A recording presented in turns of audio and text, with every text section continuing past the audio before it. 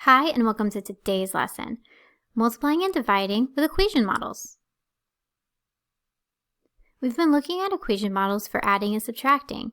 Today, we're going to be looking specifically at multiplying and dividing. So let's start with a multiply problem.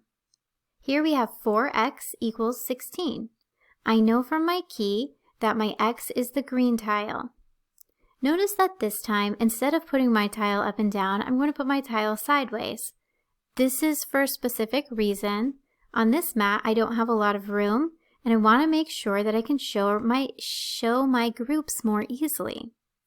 For 16, I'm going to be using these small yellow tiles that represent my constant. This time, I'm going to put my 16 tiles in a very organized way on this mat so that my groups are already together.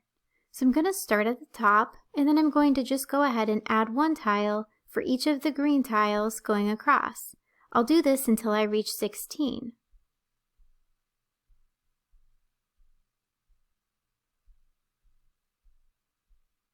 I notice that I have a 4x4 array here, so that is 16. And what I'm going to do for my answer is look at how much is in just one of my rows here. The reason why is because I want to look at 1x. Here I have 4 x's, but I only need one for my answer. So for 1x, I ended up having 4 constants. So my answer is x equals 4. Let's try this again. Using the same key, I have 6 constants. So I'm just going to go ahead and write out my 6 constants. And this time I have 6 of my variable x. So I'm going to go ahead and draw out my 6 of my variable x. This one, I can see that there is one constant for every x, so my answer is 1 equals x. Let's try some division problems. Sometimes you'll see a tile like this that's not completely whole.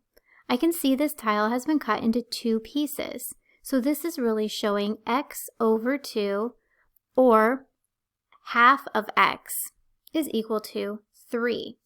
So on these types of problems, they will already give you this picture, and you'll just have to identify what the equation is. So here I have 3 constants. I'm going to go ahead and put my 3 constants. So I notice that that's a group of 3 is representing half the tile. So if I want to know the whole tile and there's 2 groups, I would just repeat that group. Now I can see that there is a total of 6. So 1 whole tile x would equal 6. For this problem, I have -1 is equal to 1/4 of x. So this time my x has been cut into 4 sections. I would have to repeat my x 4 times to make 1 full tile. So that means that I need to repeat my constants the same amount. I can see here that my answer is -4 equals x. Let's recap. Our steps for multiplying are to create a group for each variable. You'll split the constants into equal groups, and then count the number of constants in each group.